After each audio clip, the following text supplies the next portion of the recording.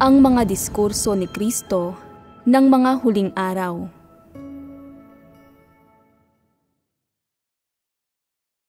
Tanging ang pagkakilala sa sarili ang makakatulong sa paghahangad ng katotohanan. Ano ang mga kondisyon upang ang isang tao ay maligtas? Una, dapat niyang unawain ang katotohanan at kusang tanggapin ang paghatol at pagkastigo ng Diyos. Pagkatapos, dapat niyang taglayin ang kahandaang makipagtulungan, kayanin na maghimagsik laban sa sarili at kusang bitiwan ang kanyang mga makasariling hangarin. Ano ang kabilang sa mga makasariling hangarin? Ang mukha, katayuan, banidad, iba't ibang aspekto ng pansariling interes ng isang tao, pati na rin mga plano, nais, inaasahan at hantungan. Sa malapit o malayong hinaharapan ito, kasama ang lahat ng ito rito. Kung mahahanap mo ang katotohanan upang lutasin ang mga tiwaling disposisyong ito, habang isa-isang nagkakamit ng mga tagumpay sa mga ito at unti-unting tinatalikdan ang mga ito, sa gayon ay unti-unting magiging mas madali para sa iyo ang pagsasagawa sa katotohanan at maaabot mo ang isang kalagayan ng pagpapasakop sa Diyos. Unti-unting lalago ang iyong tayog.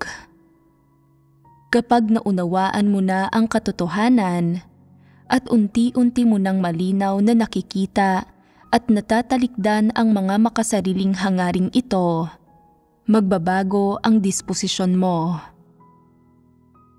Ano nang antas ng pagbabago ang naabot ninyo ngayon? Batay sa mga obserbasyon ko, talagang hindi pa kayo nakakapasok sa mga katotohanang realidad na ito ng mga pagbabago sa disposisyon. Kaya, ano ang inyong kasalukuyang tayog at sa anong kalagayan kayo namumuhay ngayon? Ang karamihan sa inyo ay natigil at nananatiling nakatigil sa antas ng pagganap sa tungkulin. Dapat ko bang gampanan ang tungkulin ko o hindi? Paano ko maayos na magagampanan ang tungkulin ko? Ang ganitong pagganap ba sa tungkulin ko ay pabasta-basta? Minsan, kapag ang pagganap mo sa tungkulin mo ay lubos na pabasta-basta, mararamdaman mo ang pang-uusig sa puso mo. Mararamdaman mong may pagkakautang ka sa Diyos, na binigo mo ang Diyos at humahagulgol ka pa nga at ipinapahayag mo sa Kanya ang pagnanais mong isagawa ng wasto ang mga tungkulin mo upang masuklian ang pagmamahal niya. Pero makalipas ang 2 araw, naging negatibo ka na naman. Ayaw mo nang gampanan ang mga tungkulin mo. Hinding-hindi mo malampasan ang yugtong ito. Ito ba ay pagkakaroon ng tayog? Kapag hindi mo na kailangan ang pagbabahaginan sa kung paano tapat na gampanan ang mga tungkulin mo, ang pangangailangang gampanan ang mga tungkulin mo ng buong puso at isip, at ang pangangailangang magpasakop sa mga pamamatnugot at pagsasaayos ng Diyos. At kung naaako mo ang mga tungkulin mo bilang iyong sariling misyon, ginagawa ang mga ito ng maayos nang walang anumang hinihingi, reklamo, at nang hindi ka nagdedesisyon sa sarili mo. Kung gayon, ay nakapagkamit ka na ng partikular na tayog. Kailangan natin na palaging makipagbahaginan sa kung paano maayos na magagampanan ang mga tungkulin natin. Bakit natin kailangan na patuloy na magbahaginan tungkol dito? Dahil hindi alam ng mga tao kung paano gampanan ang mga tungkulin nila at hindi nila naiintindihan ang mga prinsipyo. Hindi nila ganap na nauunawaan ang iba't ibang katotohanan ukol sa pagganap ng mga tungkulin at hindi pa nila nauunawaan ang katotohanan at napapasok ang realidad.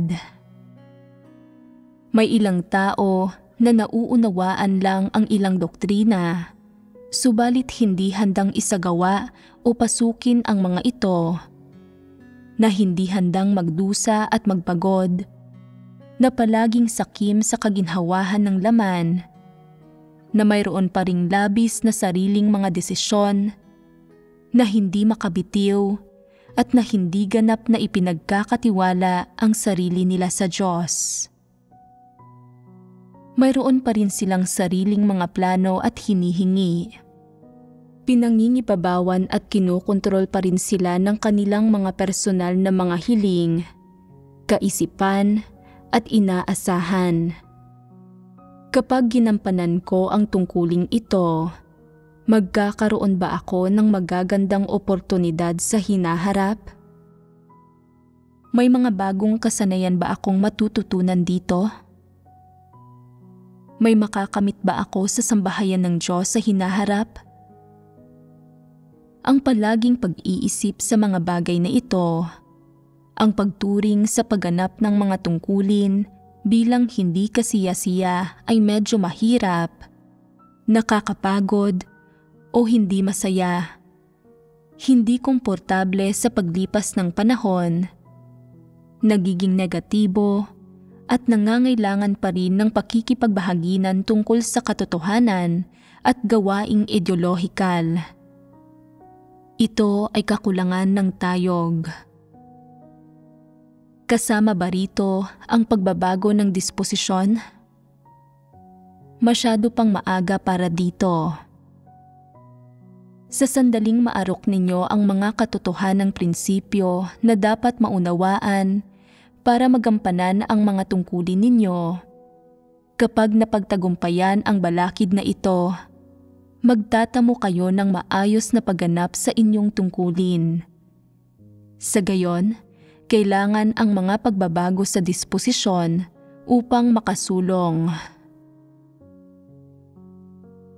Ngayon, sa pagganap man ng tungkulin o paglilingkod sa Diyos, kailangan sa lahat ng ito ang madalas na pagninilay sa sarili.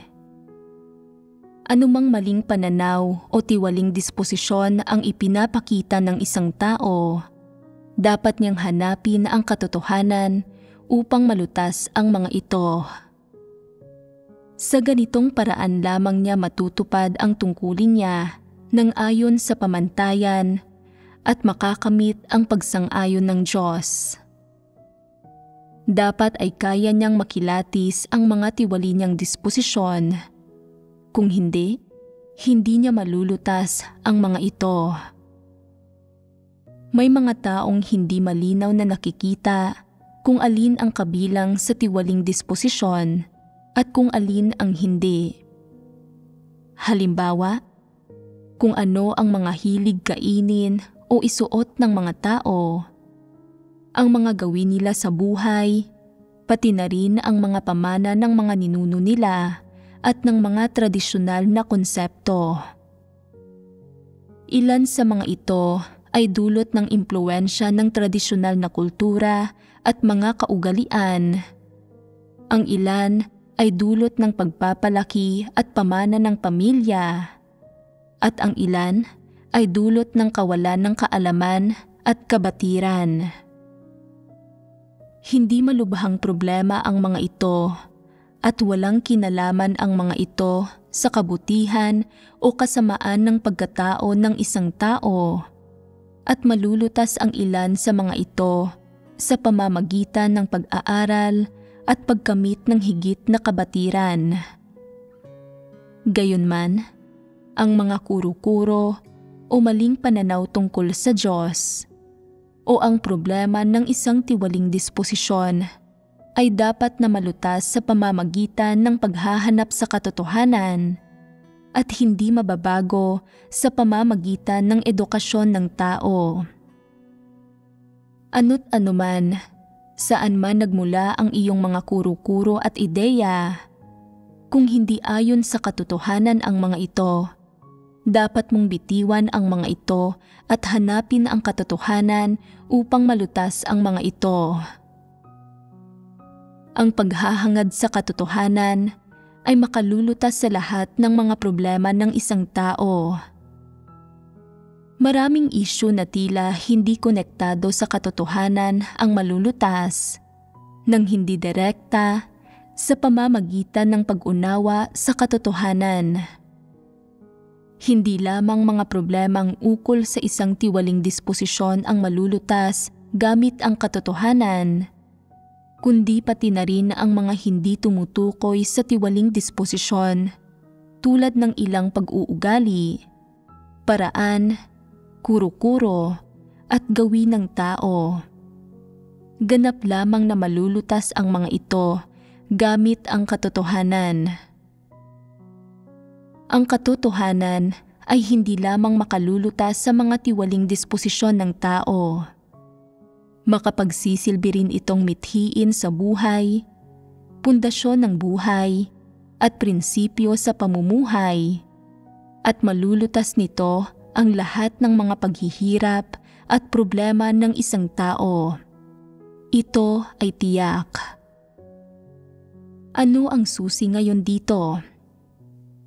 Ito ay ang makita na ang pinagmulan ng maraming problema ay may direktang kaugnayan sa hindi pagkaunawa sa katotohanan. Maraming taong hindi marunong magsagawa kapag may nangyayari sa kanila, at ito ay dahil hindi nila nauunawaan ang katotohanan. Hindi malinaw na nakikita ng mga tao ang diwa at ugat ng napakaraming bagay, at ito rin ay dahil sa hindi nila nauunawaan ang katotohanan. Pero paanong mahusay pa rin silang nakapagsasalita kahit na hindi nila nauunawaan ang katotohanan? Pawang mga salita at doktrina lamang ang mga ito. Kung gayon, dapat malutas ang problemang ito ng pagsasalita ng doktrina. Bawasan ang pagsasalita ng mga salitang walang laman, pagbigkas ng doktrina, at pagsigaw ng mga kasabihan. Dalasan ang pagsasalita ng praktikal, pagsasagawa sa katotohanan, pagsasalita tungkol sa kamalayan at paghihimay sa sarili, at pagpaparinig sa iba ng mga salitang nakapagpapatibay sa kanila at napapakinabangan nila. Ang isang taong gumagawa nito ang siya lamang mayroong katotohanang realidad. Huwag magsalita ng doktrina at ng mga salitang walang laman. Huwag magsalita ng mga salitang mapagpaimbabaw at mapanlinlang. At huwag magsalita ng mga salitang hindi nakapagpapatibay. Paano ka makakaiwas sa ganitong pananalita? Dapat mong munang kilalanin at malinaw na makita ang kapangitan, kahangalan at kalokohan ng mga bagay na ito. Sa gayon ay makapaghihimagsik ka sa laman. Dagdag pa rito, kailangan mo rin ng katwiran.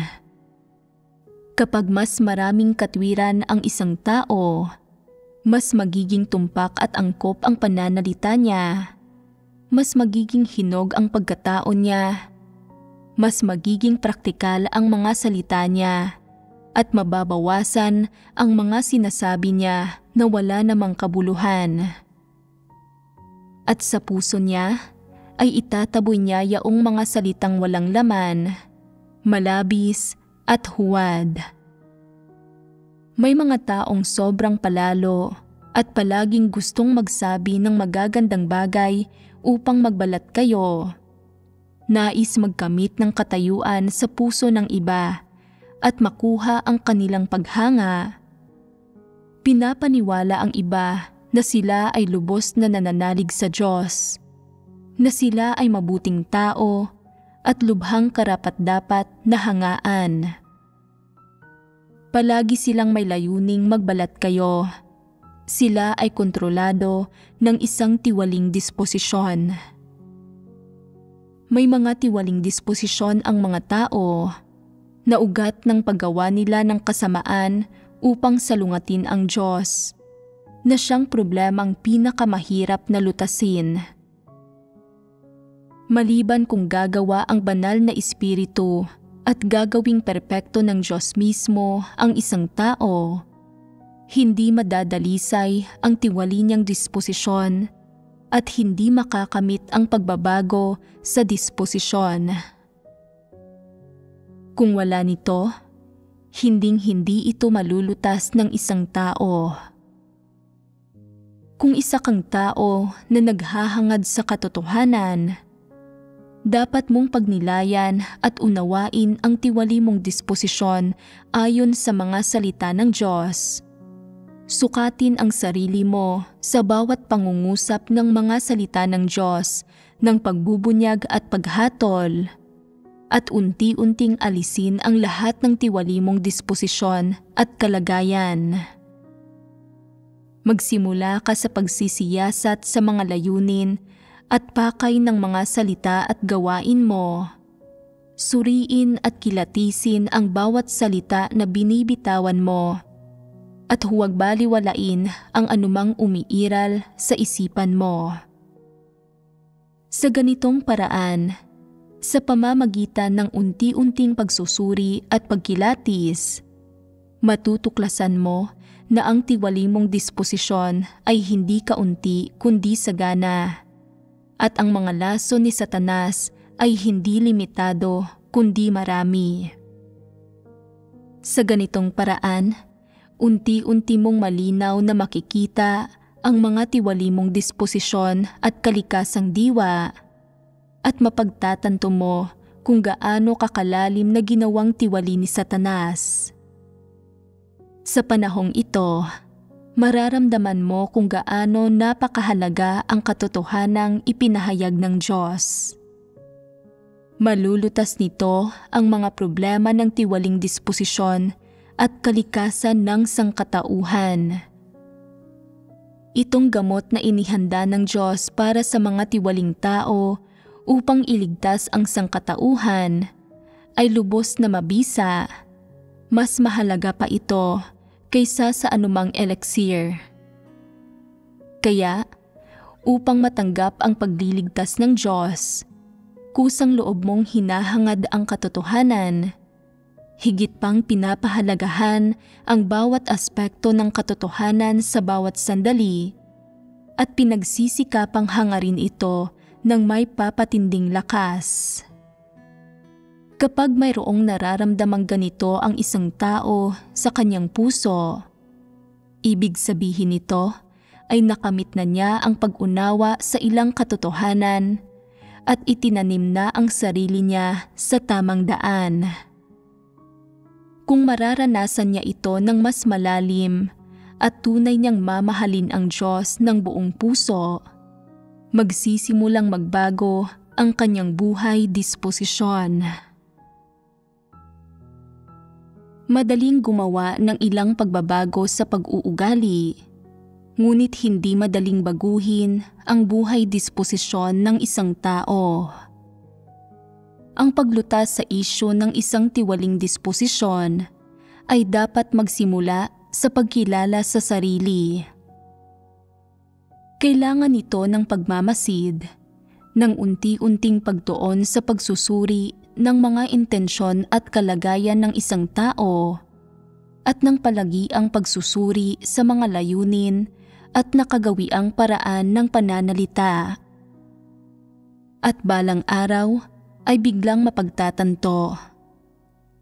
Palagi akong nagsasabi ng magagandang bagay upang magbalat kayo, umaasang magkakamit ng katayuan sa puso ng iba. Ito ay isang masamang disposisyon. Hindi ito pagpapahayag ng normal na pagkatao at hindi ito umaayon sa katotohanan. Ang masasamang pananalita at layuning ito ay mali at dapat baguhin at alisin ito. Matapos mapagtanto ito, mas malinaw mong mararamdaman ang kalubhaan ng tiwali mong disposisyon. Inakala mong ang kasamaan ay ukol lamang sa pag-iral ng masamang pagnanasa sa pagitan ng isang lalaki at isang babae, at pakiramdam mo na bagamat nagpakita ka ng ganoong kasamaan, hindi ka isang taong may masamang disposisyon. Ipinahihiwatig nito na wala kang kamalayan ukol sa masamang disposisyon. Tila alam mo ang mababaw na kahulugan ng salitang masama, ngunit hindi mo lubos na makilala o makilatis ang isang masamang disposisyon. At sa katunayan, hindi mo pa rin nauunawaan kung ano ang ibig sabihin ng salitang masama. Kapag napagtanto mo na nagpakita ka ng ganitong disposisyon, magsisimula kang pagnilay-nilayan ang sarili mo at makikilala mo ito at sisiyasatin ang kalaliman ng pinagmulan nito at makikita mo na mayroon kang gayong disposisyon. Ano ang dapat mong gawin pagkatapos? Dapat ay patuloy mong suriin ang mga layunin mo sa gayong katulad na paraan ng pagsasalita. Sa pamamagitan ng ganitong patuloy na pagsisiyasat, makikilala mo ng may mas higit na katapatan at katumpakan na mayroon kang ganitong uri ng disposisyon at diwa. Sa araw na tunay mong aaminin na talagang mayroon kang masamang disposisyon, saka ka lamang magsisimulang magkaroon ng pagkasuklam at pagtataboy rito. Mula sa pag-aakalang siya ay mabuting tao, na may matuwid na asal, may pagpapahalaga sa katarungan, isang taong may moral na integridad at walang pandaraya, siya ay magiging isang taong nakikilala na mayroon siyang mga kalikasang diwa katulad ng kayabangan, pagkamapagmatigas, panlilinlang, kasamaan, at pagtutol sa katotohanan. Sa puntong iyon, masusuri na niya ang sarili niya at makikilala kung ano talaga siya.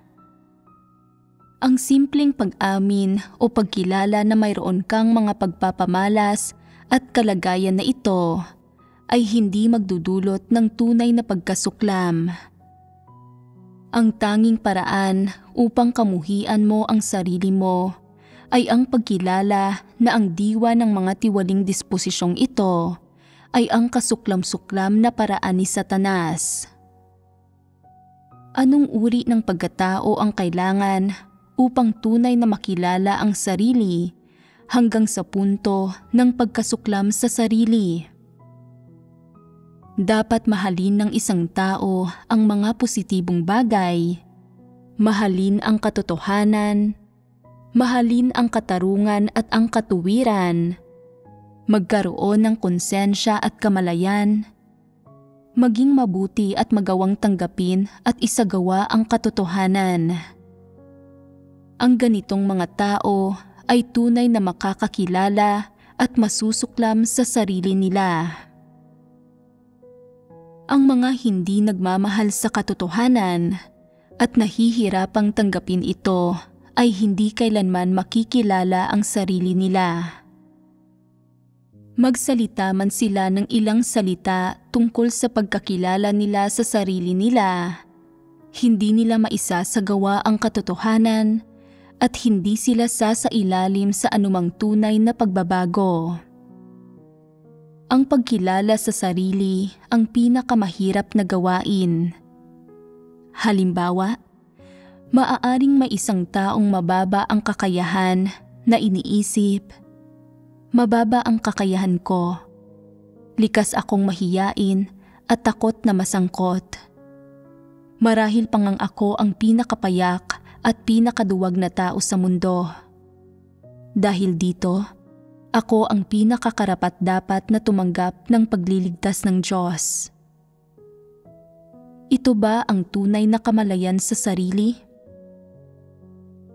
Ito ay mga salita ng isang taong hindi nauunawaan ang katotohanan.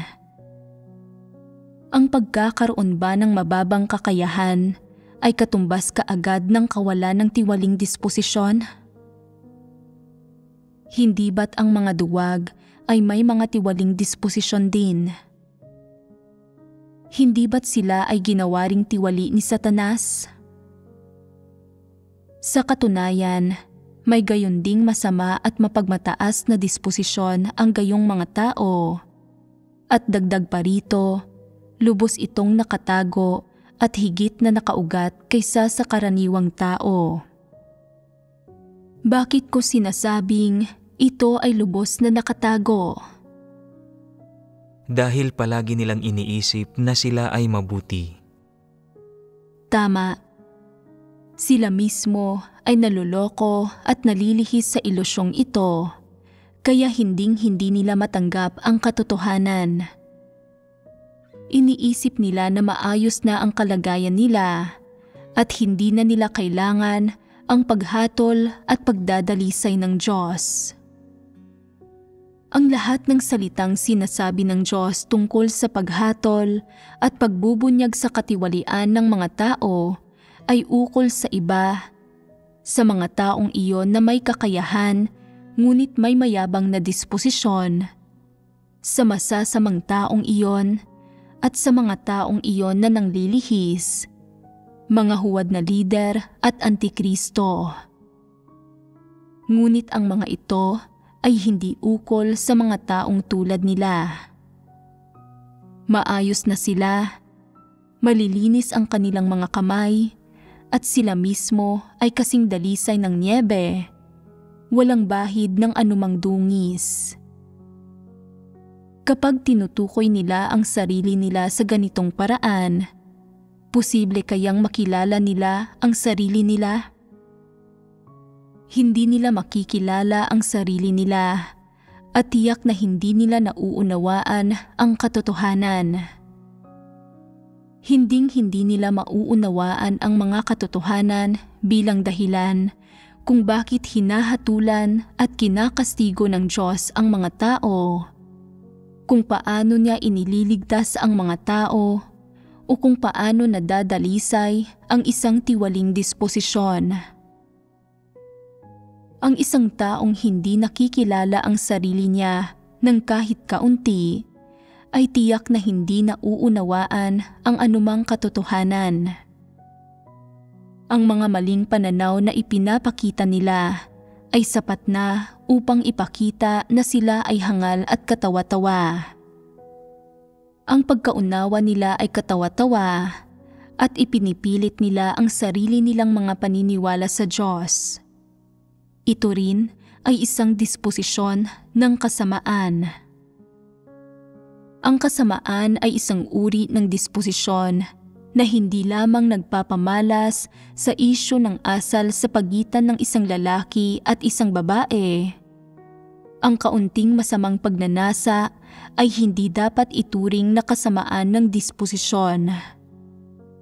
Ngunit kung masyadong matindi ang masasamang pagnanasa ng isang tao at madalas siyang nakikipagtalik ng basta-basta o sa kapareho niya ng kasarian, iyon ay masama. May ilang taong hindi na pag-iiba ang dalawa. Palagi nilang itinuturing na kasamaan ang masasamang pagnanasa at ipinaliliwanag ang kasamaan ayon sa masasamang pagnanasa. Sila ay kulang sa pagkilatis. Pinakahirap na kilalanin ang isang masamang disposisyon. Masama ang lahat ng kilos ng sino mang labis na mapanlinlang at mapaminsala. Halimbawa, may mga taong matapos magsinungaling ay nag-iisip, kung hindi ko ibabahagi ang pagkaunawa ko, ano na lang ang iisipin ng iba sa akin? Dapat akong magtapat at makipagbahaginan ng kaunti. Kapag naibahagi ko na ang aking pag-unawa, iyon na iyon. Hindi pwedeng malaman ng iba ang tunay kong mga intensyon at isipin nila na ako ay mapanlinlang. Anong disposisyon ito? Ang pagtatapat sa mapanlinlang na paraan. Ito ay tinatawag na kasamaan. At matapos magsinungaling, iisipin nila, may nakaalam ba na nagsinungaling ako? May nakakita ba sa tunay kong pagkatao? Susubukan nilang makakuha ng impormasyon sa iba at uusisain nila ang mga ito. Ito rin ay masama. Hindi madaling makita ang masamang disposisyon. Ang sino mang gumagawa ng mga bagay sa mapaminsala at mapanlinlang na paraan na pinapahirapan ang ibang makita ang mga ito ng malinaw ay masama. Ang sino mang nagpapakana at nagpaplano upang makamit ang mga layunin niya ay masama. Ang sino mang nanlilinlang ng mga tao sa pamamagitan ng paggawa ng masasamang bagay habang nagkukunwaring gumagawa ng mabuti at pinagseserbisyo ang iba sa kanya, ang pinakamasama sa lahat.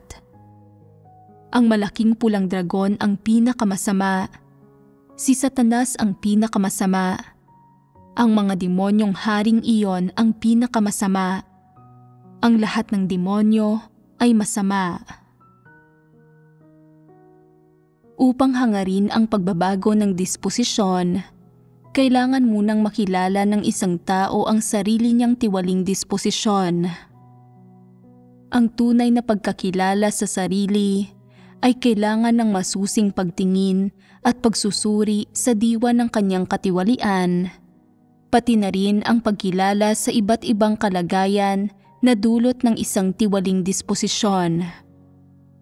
Kapag malinaw na naunawaan ng isang tao ang sarili niyang mga tiwaling kalagayan at tiwaling disposisyon, saka lamang niya magagawang kasuklaman ang kanyang laman at si Satanas, at saka lamang magkakaroon ng pagbabago sa disposisyon.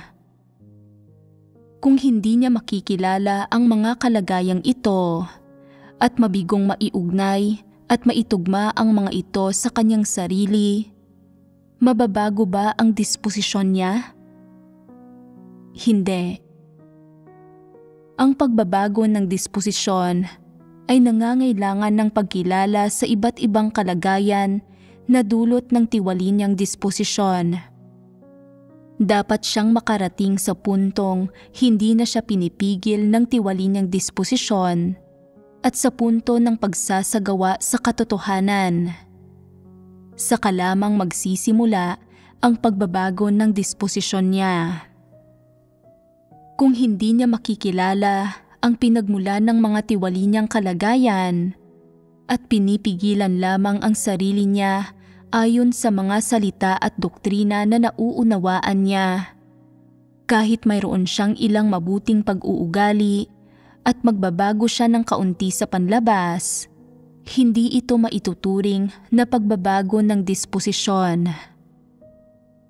Dahil ito ay hindi maaaring ituring na pagbabago ng disposisyon, ano kung gayon ang papel na ginagampanan ng karamihan ng tao sa panahon ng pagganap ng tungkulin nila? Ito ay ang papel ng isang trabahador. Sila ay wala sa loob kung gumawa at nagpapakaabala lamang sa mga gawain. Bagamat ginagampanan din nila ang tungkulin nila, kadalasan ay nakatutok lamang sila sa pagtapos ng mga bagay, hindi sa paghahanap ng katotohanan, kundi sa paggawa ng wala sa loob. Minsan, kapag maganda ang lagay ng kanilang loob, higit silang magsisikap, at minsan, kapag masama ang lagay ng kanilang loob, hindi sila masyadong magsisikap. Ngunit pagkatapos ay susuriin nila ang sarili nila at makakaramdam sila ng pagsisisi, kaya't muli silang higit na magsisikap sa pag-aakalang ito ay pagsisisi. Sa katunayan, ito ay hindi tunay na pagbabago o tunay na pagsisisi. Nagsisimula ang tunay na pagsisisi sa pagkakilala sa sarili. Nagsisimula ito sa pagbabago ng ugali.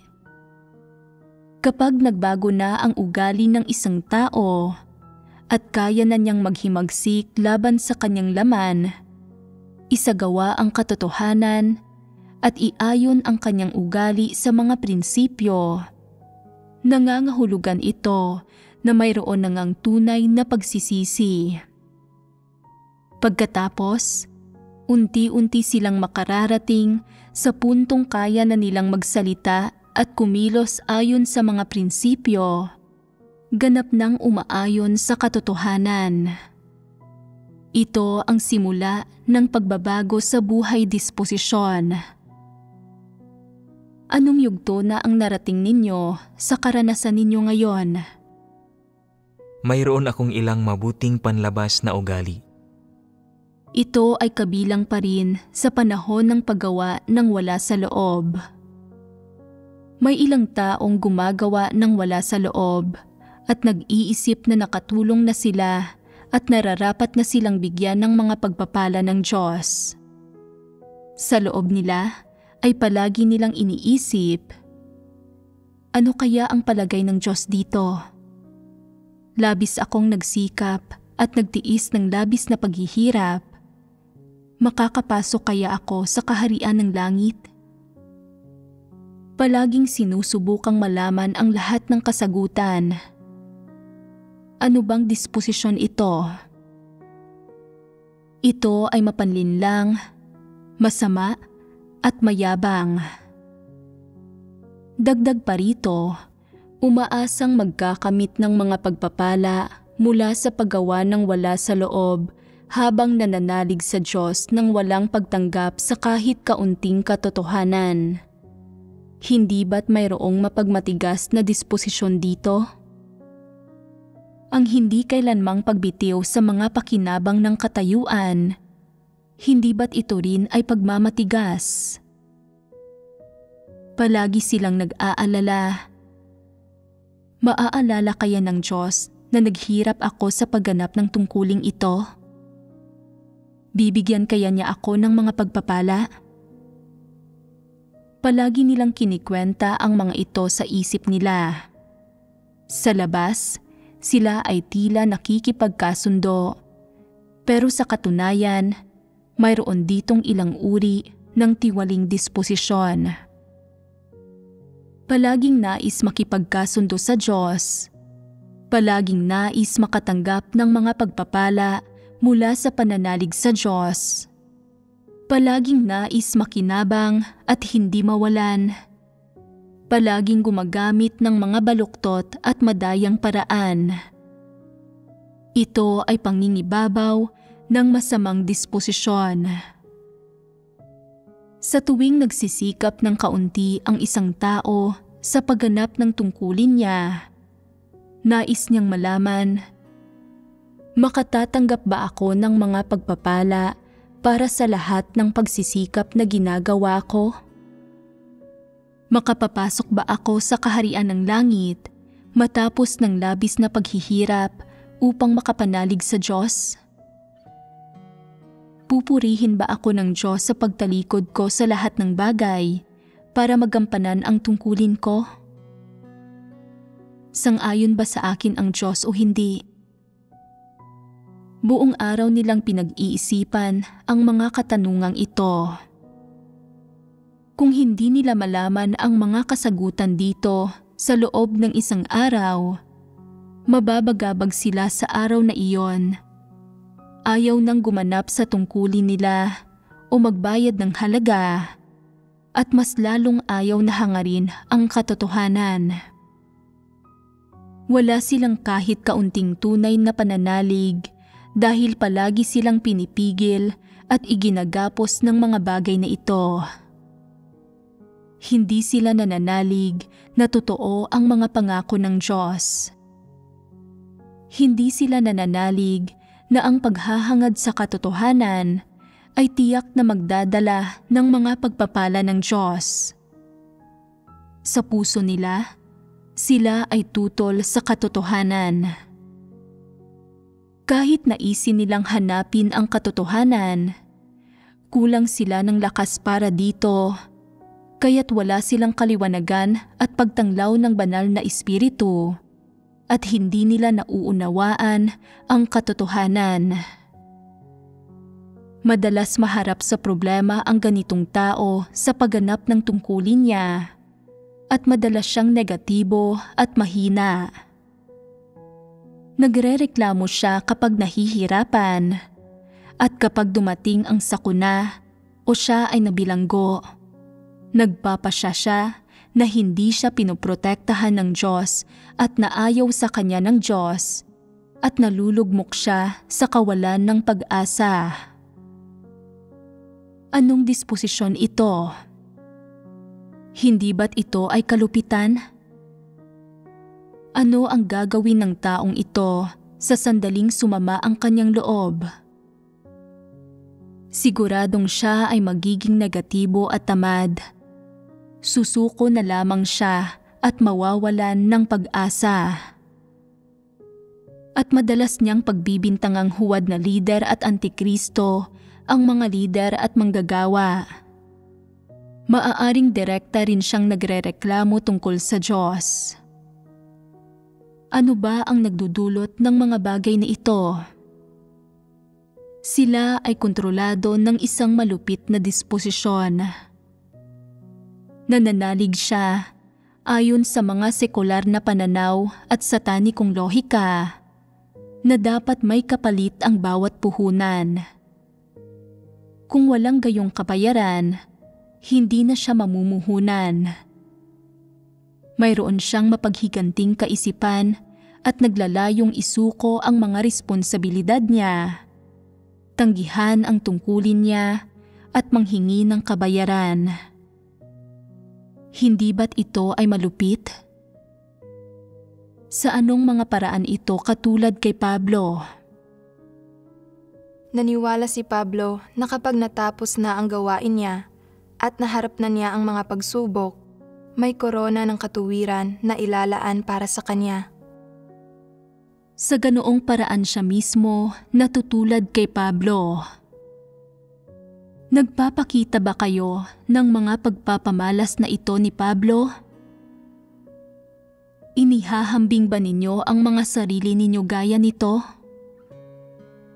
Kung hindi ninyo iuugnay ang mga sarili ninyo sa mga salita ng Diyos, hindi ninyo makikilala ang mga sarili ninyo.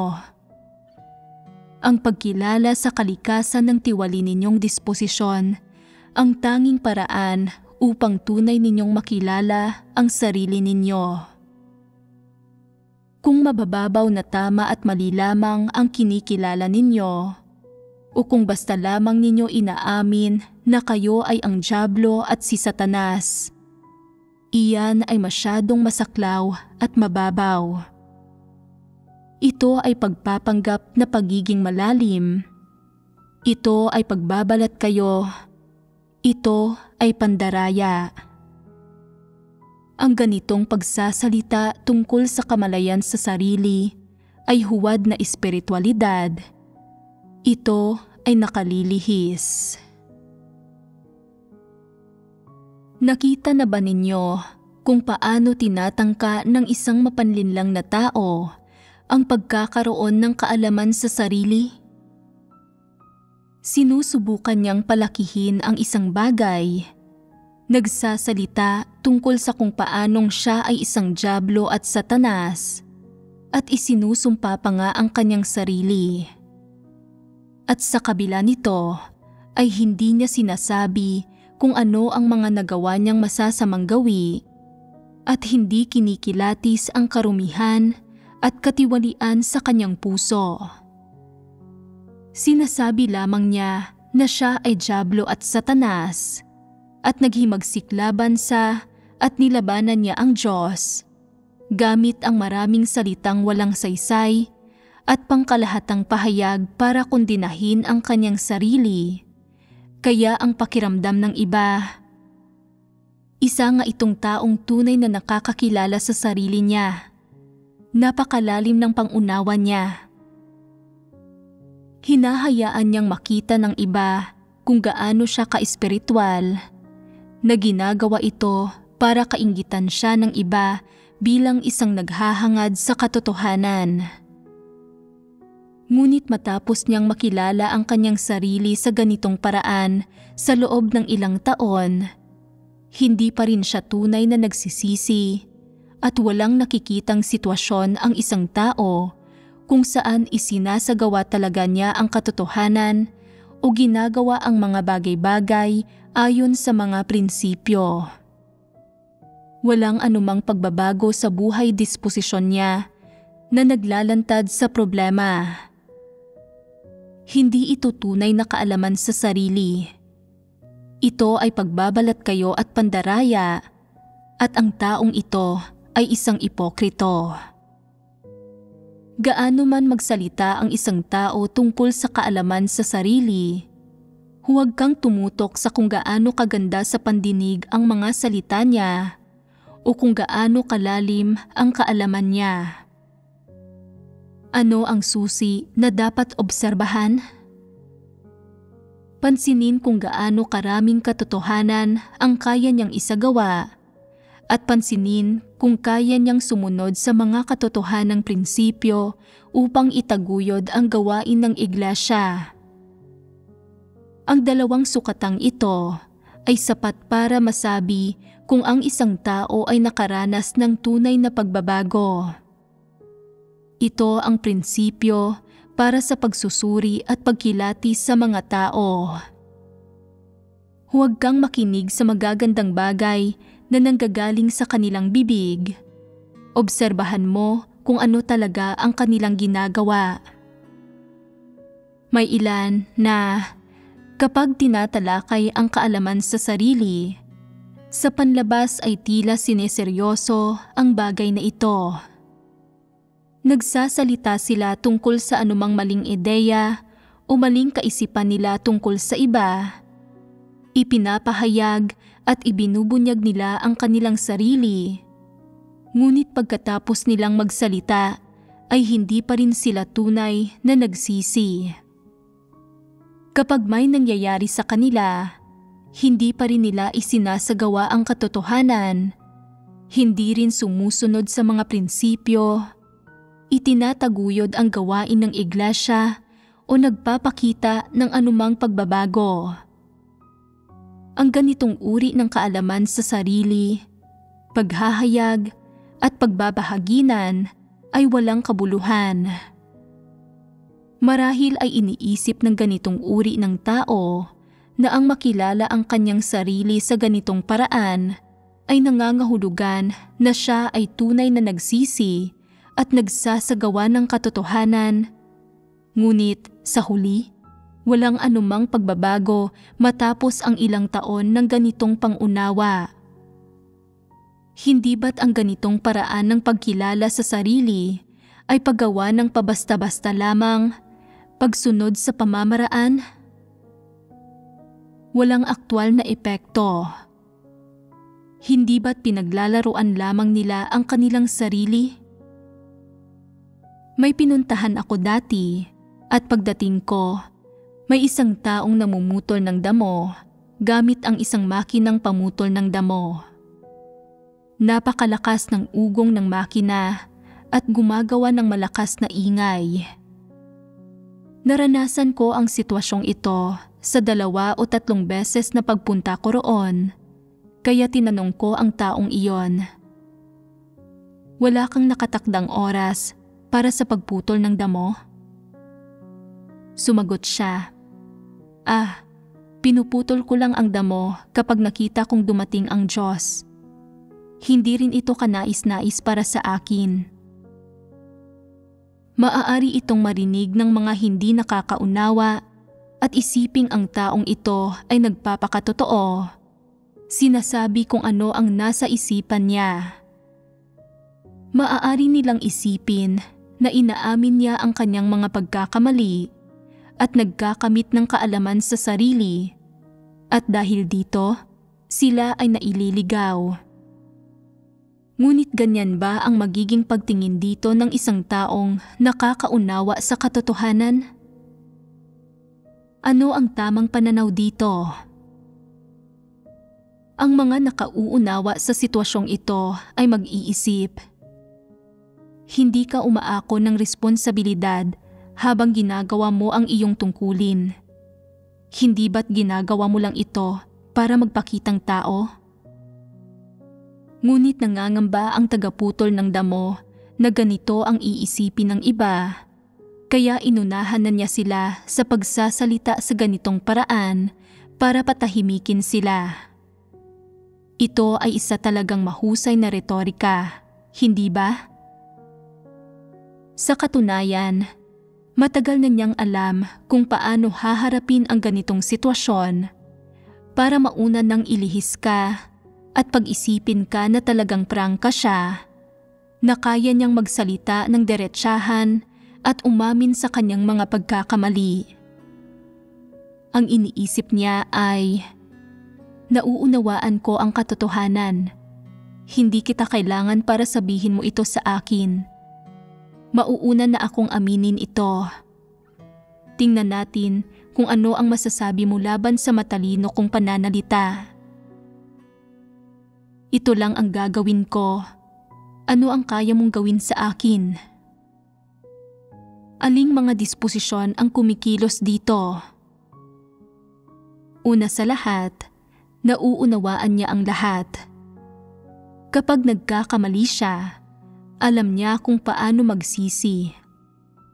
Ito ang impresyon na ibinibigay niya sa iba, na gumagamit ng mga pagbabalat kayo at kasinungalingan upang gumawa ng ilusyon at pahangain sa kanya ang iba. Pambihira ang kanyang pagiging tuso, na nalalaman niya kung hanggang saan malilihis ang iba ng kanyang mga salita at kung ano ang mga magiging reaksyon nila. Nauna na niyang tinaya ang lahat ng ito. Anong disposisyon ito? Isa itong buktot na disposisyon.